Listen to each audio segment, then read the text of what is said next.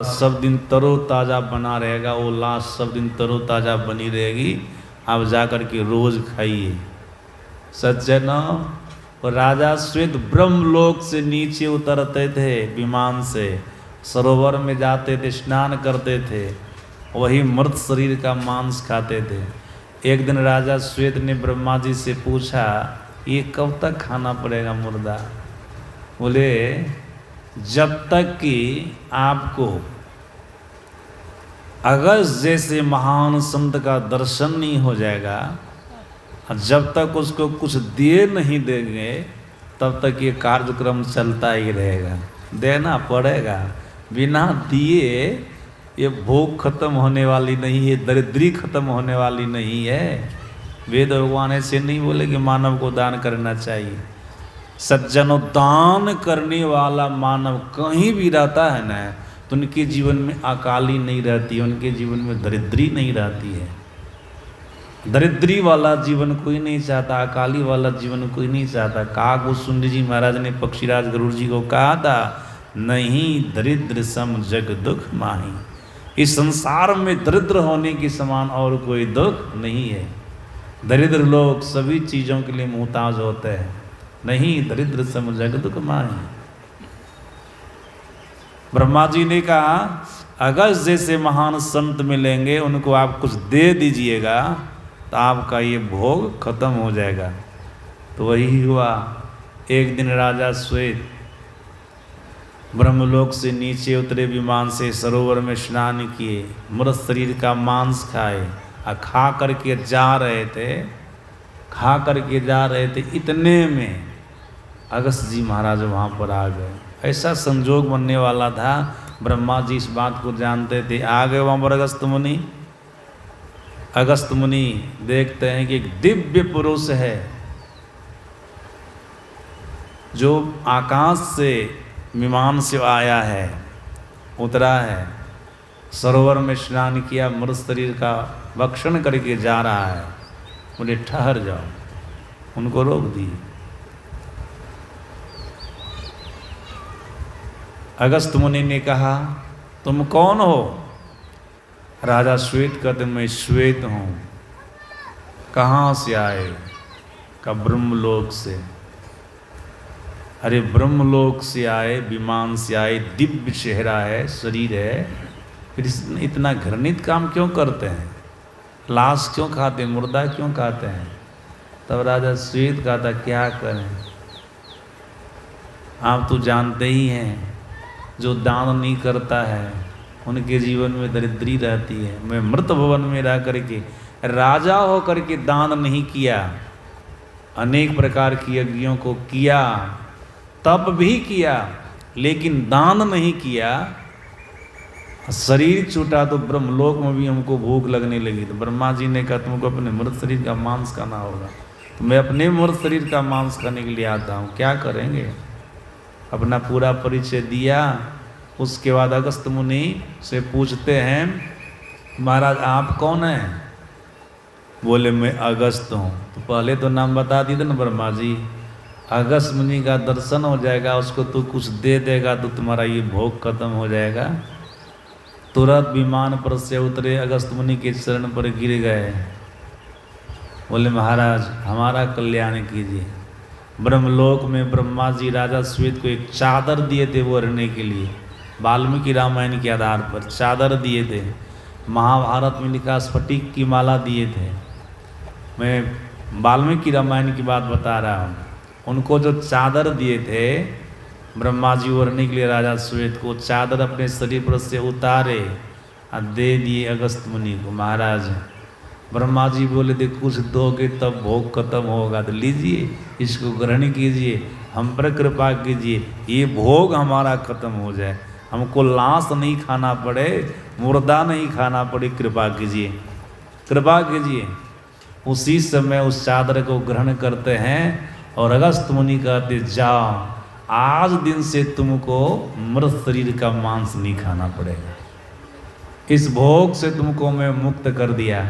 सज्जन, ये प्रसंग कब खुला, कैसे प्रकट हुआ? जब भगवान श्री राम वनवास काल में अगस्त मुनि की कुटिया पर गए और वहाँ से बिदागरी में भगवान श्री राम को वही चादर मिली अगस्त मुनि से।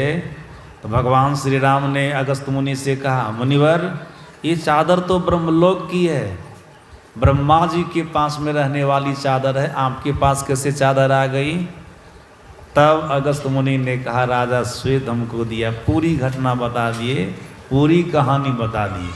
तो सज्जन ये प्रसंग सुना करके ये दिखा रहा हूँ मैं आप लोगों को, राजा श्वेत दान नहीं किया था तो ब्रह्मलोक में भी उनको भूख सताती थी, वहाँ पर भी उनके जीवन में दरिद्री। और संसार में तो हम लोग देख ही रहे हैं, एक अमीर आदमी एक गरीब आदमी है। एक अमीर आदमी जिनके जीवन में हर तरह का सुख हर तरह की सुविधा है, और एक दरिद्र आदमी है जिनके जीवन में हर तरह का दुख है, हर तरह की समस्या है, हर तरह की विपत्ति है तो दोनों मानव। फिर एक संपत्तिवान और एक गरीब कैसे हो गए, एक धनवान एक निर्धन कैसे हो गए? वही कारण है जो अपने पीछे के जन्म में धर्म के नाम पर दान किया था आज धनवान बन करके बैठा है, जो अपने पीछे के जन्म में धर्म के नाम पर कुछ भी नहीं दान किया आज वो दरिद्र बन करके बैठा है। हम लोगों के सदगुरु महाराज जी के एक शिष्य थे, गोड्डा जिला के, बहुत बड़े धनवान थे, जमींदार, गुरु महाराज जी से दीक्षा लिए थे। महर्षि हरिनंदन परमहंस जी महाराज ये प्रसंग बराबर अपने प्रवचन में कहा करते थे। अभी अस्वस्थ है, नहीं बोल पाते हैं, कहीं सत्संग में नहीं जाते हैं, जब बोलते थे स्वस्थ थे तब ये सब प्रसंग सुनाते थे। गोड्डा जिला का वो सत्संगी जमींदार धनवान, लेकिन एक नंबर का कंजूस था, कंजर था वो, धर्म के नाम पर एक पैसा भी खर्च नहीं करता था, एक पैसा भी नहीं। तो गुरु महाराज जी अंतर्यामी महापुरुष जान गए, पीछे के जन्म में धर्म के नाम पर दान किया था, इस जन्म में धनवान बना है, लेकिन इस जन्म में धर्म के नाम पर कुछ भी दान नहीं कर रहा है। हमारा शिष्य है, धर्मशास्त्र का था, महापुरुष कहते हैं दान नहीं देने वाले निर्धन होता है। तो हमारा शिष्य होकर के बाद में निर्धन हो जाए ये ठीक बात नहीं है, ठीक बात नहीं। इसलिए सदगुरु महाराज जी के पास एक बार जब वो आए न, तो गुरु महाराज जी बोले, उनका नाम भी आचार्य श्री बतलाए, लेकिन बोले सत्संग में नहीं बोलने के लिए, इसलिए मैं सत्संग में नहीं बोलूँगा उनका नाम। उनका शरीर भी छूट गया, पुराने सत्संगी। गुरु महाराज जी ने उनको कहा, फलाना बाबू आप हमारे आश्रम में हमारे पास 1 मन गेहूँ पहुँचा दीजिए। 1 मन गेहूँ मतलब 40 किलो गेहूँ यहाँ पर पहुँचा दीजिए। 40 किलो का 1 मन होता है ना, तो 1 मन गेहूँ यहाँ पर पहुँचा दीजिए। तो गुरु महाराज जी को कैसे कहते कि नहीं पहुँचावेंगे? कहा जी हजूर पहुँचा देंगे। आज्ञा का पालन किए, उस समय आदेश जो दिए तो बोले ठीक है हजूर पहुँचा देंगे। याद रखिए, अपने घर गए, कई महीने हो गए, 1 मन गेहूँ नहीं पहुँचाए, वचन भी दिए तब भी नहीं पहुँचाए। सदगुरु महाराज जी महर्षि हरिनंदन परमहंस जी महाराज को बोले, ये गुरु महाराज जी के भंडारी, कि हरिनंदन जी फलाने बाबू को पत्र लिखो तो, चिट्ठी लिखो तो, उनको बोले तो 1 मन गेहूँ पहुँचाने के लिए अभी तक नहीं पहुँचाए। तो महर्षि हरिनंदन परमहंस जी महाराज ने कहा, हजूर अभी 1 मन गेहूँ के लिए फलाने बाबू को चिट्ठी लिखें, यहाँ तो इतना गेहूँ है गोदाम में कि सुंडा खा रहा है, ऐसे सड़ रहा है, इतना लोग दान करता, 1 मन गेहूँ के लिए उनको हम चिट्ठी लिखेंगे? तब गुरु महाराज ये भेद खोले, हमारा शिष्य है, पीछे के जन्म में धर्म के नाम पर दान किया था, इस जन्म में वो धनवान बन कर के आया है, लेकिन अभी हमारा शिष्य हो कर के भी वो धर्म के नाम पर दान नहीं कर रहा। दीक्षा तो लिया, दान नहीं कर रहा है। दान नहीं करेगा तो आगे के जन्म में दरिद्र हो जाएगा, आगे के जन्म में दरिद्र हो जाएगा, कंगाल हो जाएगा। हम नहीं चाहते कि हमारे शिष्य आगे भी दरिद्र हो धनवान हो, उनके पास में संपत्ति रहे, हर तरह का सुख, हर तरह की सुविधा उनको प्राप्त हो, हमारा ऐसा ख्याल है। इसलिए सत्संग में कहा जाता है लोगों को दान करना चाहिए, या धर्म ग्रंथ में भी कहा गया है दान करना चाहिए। महापुरुषों ने कहा, सज्जना, जब गुरु महाराज जी इस तरह से समझाए महर्षि आनंद परमहंस जी महाराज को, तो तुरंत चिट्ठी लिख के भेज दिए।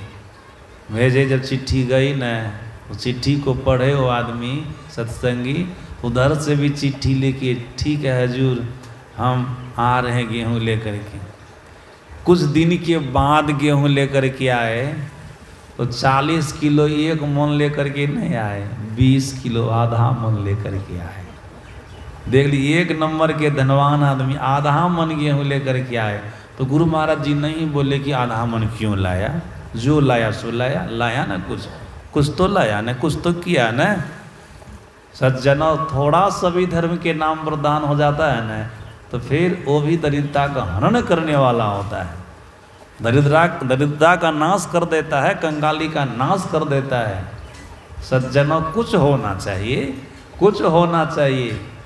गुरु महाराज जी महर्षि हरिनंदन परमहंस जी महाराज कहते हैं, हरिनंदन जाओ इस गेहूँ को धुलवा लेना, सुखवा करके पिसवा करके मेस में दे देना।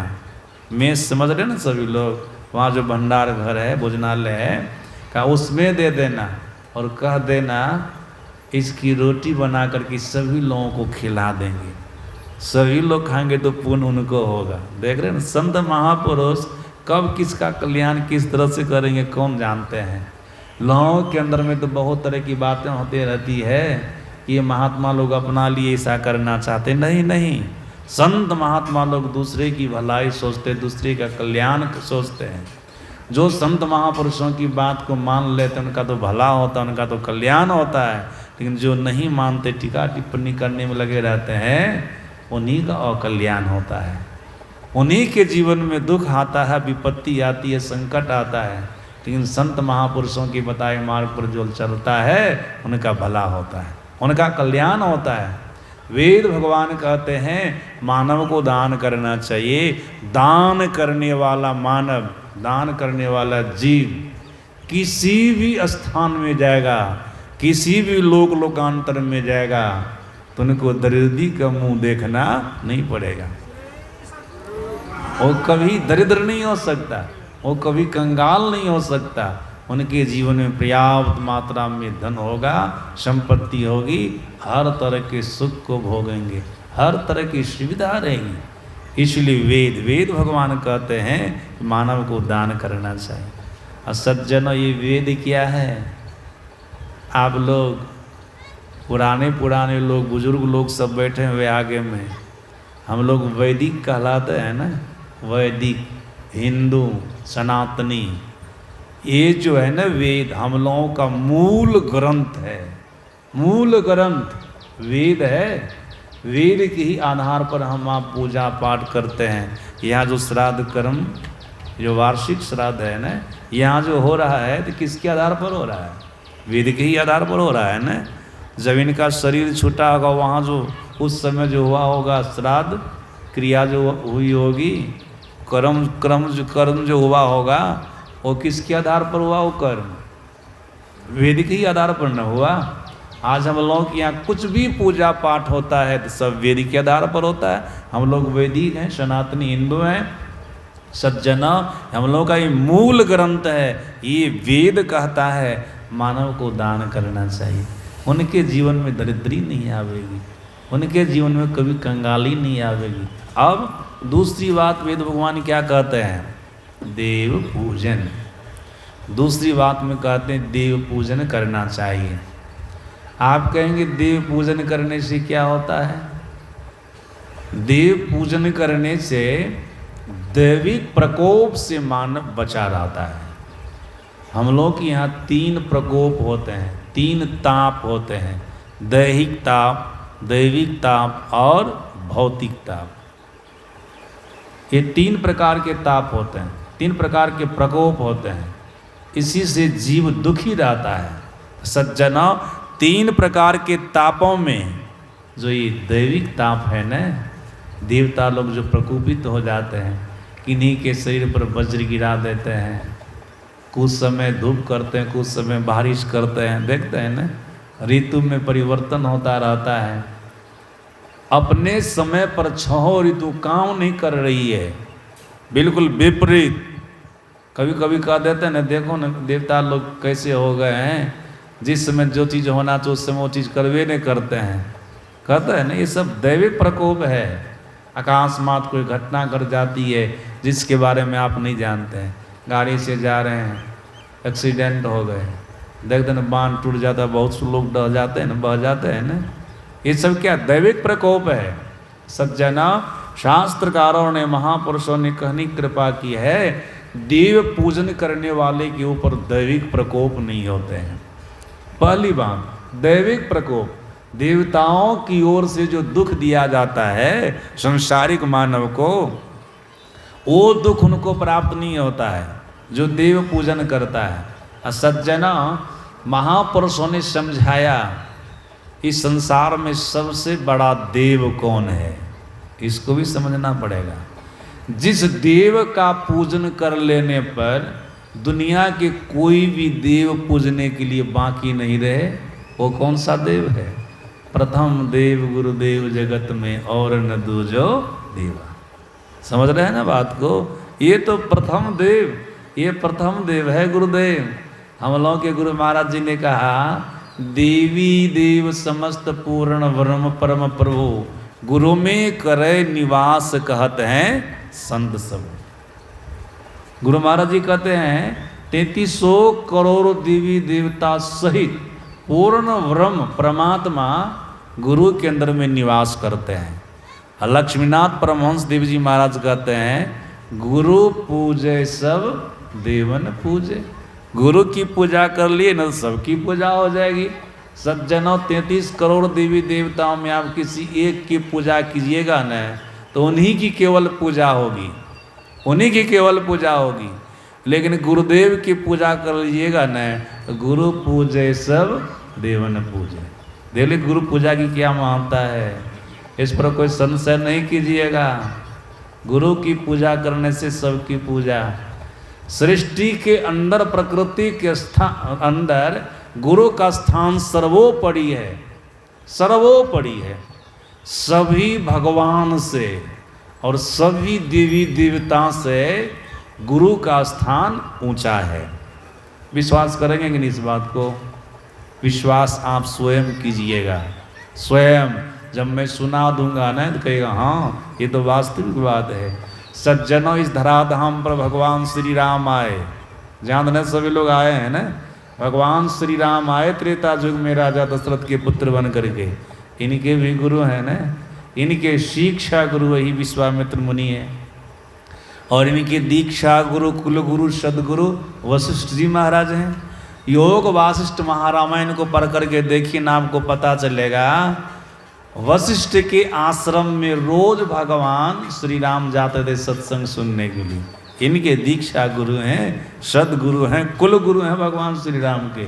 भगवान है जिनको हम आप ईश्वर मानते, परमात्मा मानते हैं, निर्गुण निराकार ब्रह्म के सगुण साकारी अवतार हैं।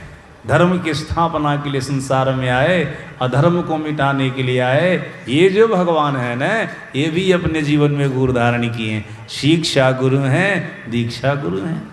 सज्जना, ये त्रेता युग की बात रही, द्वापर युग में आइए। द्वापर युग में भगवान श्री कृष्ण हो गए। भगवान श्री कृष्ण द्वापर युग में भगवान श्री कृष्ण हुए। सज्जनों, इनके भी जीवन में गुरु हैं, इनके भी जीवन में गुरु हैं। इनके गुरु कौन है? इनके गुरु कौन है?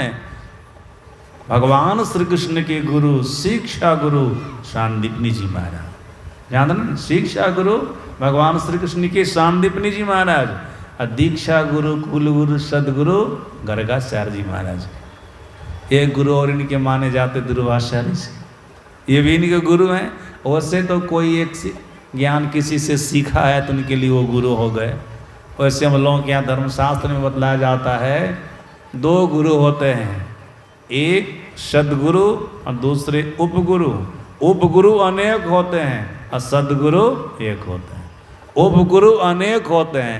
सज्जनों, किसी से भी एक ज्ञान ग्रहण कर लिए ना आप, एक शिक्षा आपको मिल गई ना, वे आपके गुरु हो गए। लेकिन सदगुरु जो परमात्मा तक का राह दिखावे, ईश्वर तक का राह दिखावे, वो सदगुरु हैं, वो सदगुरु हैं। ये भगवान श्री कृष्ण, इनके भी जीवन में गुरु हैं, इनके भी ये अवतारी पुरुष हैं। सज्जना, भगवान शंकर इस धराधाम पर आए, इनके भी जीवन में गुरु हैं। इनके पहला गुरु, शिक्षा गुरु, इनके पिता स्वयं ब्रह्मा जी हैं, जो भागवत महापुराण में वर्णन है। ब्रह्मा जी हैं, ब्रह्मा जी अपनी भ्रुकुटी से भगवान शंकर को प्रकट किए थे। ये इनके पिता, इनके गुरु। वैसे भी संत कबीर साहब ने कहा 7 प्रकार के गुरु होते हैं, और 7 प्रकार के गुरुओं में पहला गुरु कौन है? प्रथम गुरु हैं माता पिता। ये भी कहते हैं ना। तो भगवान शंकर को प्रकट करने वाले ब्रह्मा जी हैं, इनके गुरु तो ऐसे भी ये हो गए, ऐसे भी हो गए। प्रथम गुरु है माता पिता। और सज्जनों, फिर दीक्षा गुरु कौन है इनके? दीक्षा गुरु है अंगिरा ऋषि। भगवान है। सज्जनों, शंकर भगवान है, इनके भी जीवन में गुरु हैं। अब आप सोच सकते हैं, हम लोगों के यहाँ 33 करोड़ देवी देवता हैं। आप लोग जितने यहाँ पर हैं, सबको लगभग पता होगा 3300 करोड़ देवी देवता की गुरु हैं बृहस्पति जी महाराज। बृहस्पति जी महाराज देवताओं के गुरु हैं। सज्जना, हम लोगों के यहाँ राक्षस लोग भी हुए हैं। देवता के लिए कहते देवता स्वर्ग में रहता है, ऐसे ऊपर हाथ उड़ जाता स्वर्ग, स्वर्ग ऊपर में है। सज्जनों, जब स्वर्ग ऊपर, नरक नीचे है, नीचे पाताल लोक में नरक है। सज्जनों, इसी पाताल लोक में राक्षस लोगों का भी वासा माना जाता है, पाताल लोक में। और सज्जनों, राक्षसों के गुरु, इनको भी गुरु है ना। इनके गुरु शुक्राचार्य जी महाराज हैं। सभी लोग जानते होंगे इस बात को। राक्षसों के गुरु हैं शुक्राचार्य। अब आप सोच सकते हैं, भगवान के जीवन में गुरु हैं, देवता के जीवन में गुरु हैं, राक्षस के जीवन में गुरु हैं। अब मैंने जो आपको कहा, इस प्रकृति के अंदर में गुरु का स्थान सर्वोपरि गलत है। भगवान के भी जीवन में गुरु, जिस भगवान को हम आप पूछते हैं, वे भी गुरु का स्थान दिए हैं। देवता के भी जीवन में गुरु, जिस देवता को हम आप पूछते हैं, वो भी गुरु का सम्मान करते हैं, गुरु का आदर करते हैं। देवता के भी जीवन में गुरु, यहाँ तक कि राक्षस, जिसको हम आप नहीं मानते हैं, कहते नीच है, राक्षस है, पापी है, देखिए उनके भी जीवन में गुरु हैं, उनके भी जीवन में गुरु हैं। इसलिए मैंने आप लोगों को सुनाई, संसार में गुरु का स्थान सर्वोपरि है। और शास्त्र कहता है, महापुरुष कहते हैं, गुरु के अंदर में 3300 करोड़ देवी देवता सहित पूर्ण ब्रह्म निवास करते हैं। उनकी पूजा कर लेने पर सबकी पूजा हो जाती है, उनकी पूजा कर लेने पर सबकी पूजा हो जाती है। हम लोग के गुरु महाराज जी ने कहा, सहित त्रिदेव कोटि 33 सुर करे सदा गुरु सेव जी, राम कृष्णादि सकल अवतारण सेवे तजी हमेव जी। गुरु महाराज जी कहते हैं कि सब कोई गुरु की शरण में है। तो सज्जन, गुरु की पूजा कर लीजिएगा, गुरु की सेवा कर लीजिएगा, याद रखिए आप दैविक प्रकोप से सदा सर्वदा बचते रहिएगा। आपके जीवन में दैविक प्रकोप नहीं आ सकता। और एक विशेष बात मैं आप लोगों को बता देता हूँ, गुरु की पूजा करने वाला जो प्राणी है, वो छोटा से छोटा सत्कर्म भी करता है तो उसका परिणाम, उसका फल उनको प्राप्त हो जाता है। लेकिन गुरु जो अपने जीवन में धारण नहीं किया है, जो अपने आप को गुरु की शरण में नहीं ले गया है, जो गुरु की शरणागति को नहीं अपनाया है, अर्थात सच्चे सद्गुरु से दीक्षा शिक्षा नहीं लिया है, अपने आप को उनके ऊपर समर्पित नहीं किया है, याद रखिएगा वो बड़ा से बड़ा सत्कर्म भी करेगा तो उसका फल उनको प्राप्त होने वाला नहीं है, उसका फल उनको प्राप्त नहीं हो सकता। लक्ष्मीनाथ परमहंस देव जी महाराज ने कहा, गुरु बिनु जप तप दान व्यर्थ व्रत, तीरथ फल नहीं दाता, लक्ष्मीपति नहीं सिद्ध गुरु बिनु वृथा जीव जग जाता। लक्ष्मीनाथ परमहंस देव जी महाराज कहते हैं, गुरु के बिना कोई भी सत्कर्म होता है तो किसी भी सत्कर्म का फल जीव को प्राप्त होने वाला नहीं है। उनको नहीं प्राप्त हो सकता। सज्जन भाव का चलिए लक्ष्मीनाथ परमहंस देव जी महाराज तो कलयुग के संत हैं, इनकी बात क्या बता रहे हैं, कोई शास्त्रीय बात बतलाइए, मतलब पौराणिक शास्त्रीय बात बतलाइए। तो हम आप माता पार्वती को मानते हैं ना, माता पार्वती भगवान शंकर की अर्धांगिनी है, सभी लोग जानते हैं, जगदम्बा है, कुछ साधारण है ये। नवरात्रा में माता दुर्गा की 9 रूपों की पूजा होती है, सभी लोग जानते हैं। सज्जनों, माता दुर्गा की 9 रूप क्या हैं? यही तो माता पार्वती के हैं। दुर्गा सप्तशती को पढ़िए, मार्कंडेय पुराण को पढ़िए तो आपको पता चलेगा माता दुर्गा के 9 स्वरूप के संगी कौन है, साथी कौन है, तो आपको मिलेंगे जीवन साथी भगवान शंकर। भगवान शंकर इसलिए कि माता पार्वती के पति है भगवान शंकर, और उन्हीं के ये 9 रूप हैं। इनके पति कौन होंगे? वही ना होंगे, भगवान शंकर न होंगे, भगवान शंकर है। सज्जनों, आज संसार में माता दुर्गा की पूजा विशेष रूप से होती है, सभी लोग जानते हैं। माता दुर्गा की पूजा विशेष रूप से होती है, धूमधाम से होती। कौन उनकी पूजा नहीं करते हैं, कौन उनको नहीं मानते हैं। सज्जनों, संत मत के सत्संगी भी मानते हैं, लेकिन बाहर बाहर ये पूजा नहीं करते हैं। माता दुर्गा की भीतर भीतर पूजा करते हैं। बार बार माता दुर्गा को ऐसे भी सम्मान करते हैं, सबका, सभी देवी देवता का सम्मान। हम लोग गुरु महाराज जी देवी देवता का सम्मान किए ना, घुसा दिए ना सब देवी देवता को गुरु के अंदर में। अब बोले कि गुरु की पूजा करने से उनकी भी पूजा हो जाएगी, सबका आदर किए गुरु महाराज जी। सज्जना, देख लीजिए, ये माता पार्वती जो दुर्गा है, जगदम्बा है, भगवान शंकर की अर्धांगिनी है। ये क्या कहती है भगवान शंकर से? इनका वचन है। माता पार्वती कहती है भगवान भोलेनाथ से, हे भोलेनाथ सुनिए, गुरु भक्ति ही परांगणास्ति भक्ति शास्त्रेषु सर्वशः गुरु पूजाम बिना नाथ कोटि पुण्यम वृथा भवेत्। माता पार्वती कहती है भोलेनाथ, संपूर्ण धर्मशास्त्र में गुरु की भक्ति कही गई है। जो मानव गुरु की भक्ति को छोड़कर, गुरु की पूजा को छोड़कर अन्यान प्रकार के पुण्य कर्मों को करता है, करोड़ों प्रकार के पुण्य कर्मों को करता है, तो कोटि पुण्यम वृथा भवेत्, उनका वह करोड़ों प्रकार का किया हुआ पुण्य व्यर्थ हो जाता है, वो फलदायक नहीं होता है, फलदायक नहीं होता है। सज्जना, अब आप सोच सकते हैं बड़ा से बड़ा पुण्य कर्म करेंगे गुरु के अभाव में तो आपको फल प्राप्त होगा? नहीं हो सकता है। इसलिए आप अपने जीवन में सच्चे सद्गुरु को अपनाइए, उनकी शरण में जाइए, उनकी पूजा कीजिए। देव पूजन होगा, गुरुदेव पूजन होगा, सभी देवी देवताओं की पूजा होगी, यहाँ तक कि पार ब्रह्म परमात्मा की पूजा होगी। वैसे गुरु को गोस्वामी तुलसीदास जी महाराज ने नर रूप में क्या कहा? हरि हरि बंधो गुरुपद कंज कृपा सिंधु नर रूप हरि महामोह तम पुंज जासु वचन रवि करनी कर। ये तो नर रूप में हरि हैं, ईश्वर हैं, परमात्मा है।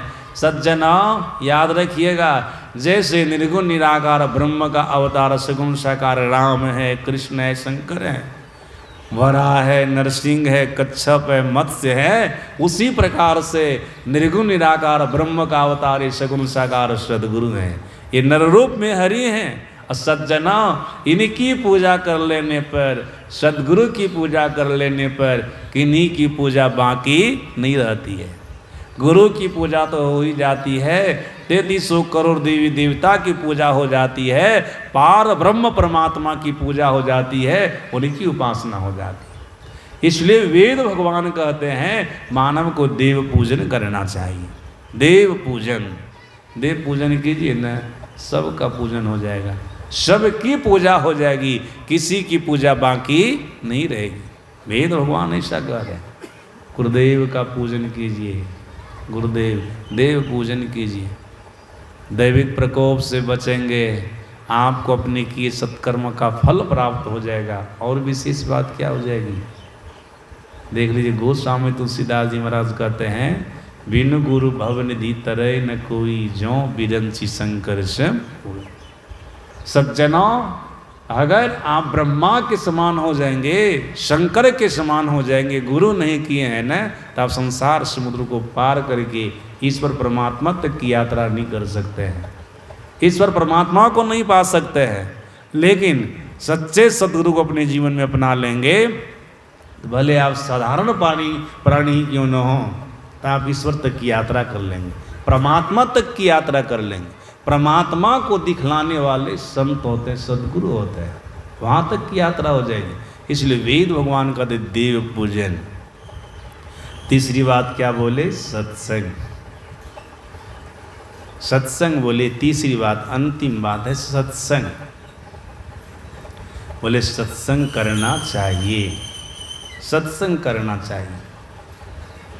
हम लोग के यहाँ जो गोस्वामी तुलसीदास जी महाराज हुए हैं ना, ये तुलसीदास जी महाराज सत्संग को 2 भागों में बांटा है। ध्यान से सुनिएगा आप लोग। जो रामायण जी को बढ़िया से पढ़ने वाले हैं ना, वे इस बात को बढ़िया से जानते हैं। गोस्वामी तुलसीदास जी महाराज रामायण के अंदर सत्संग के लिए कहा जीव के लिए सुलभ है, पहली बात। और दूसरी बात क्या बोले? जीव के लिए सत्संग दुर्लभ है। एक ही महापुरुष, एक ही ग्रंथ और 2 तरह की बातें। इस बात को बढ़िया से समझना है। रामायण के बालकांड में गोस्वामी तुलसीदास जी महाराज ने सत्संग को सुलभ बतलाया, सबके लिए सुलभ है। सब ही सुलभ सब दिन सब देशा, सेवत सादर समन कलेशा। गोस्वामी तुलसीदास जी महाराज कहते सत्संग सबको सब दिन सब देशों में आसानी से मिल जाता है। वेद भगवान कहते सत्संग करने के लिए। अब देख लीजिए, गोस्वामी तुलसीदास जी महाराज कहते हैं सत्संग सबको सब दिन सब देशों में आसानी से मिल जाता है। आगे फिर क्या कहते हैं? जो इसका आदर के साथ सेवन करते हैं। कितने लोगों को सत्संग में छटपटी लग जाती है ना, जब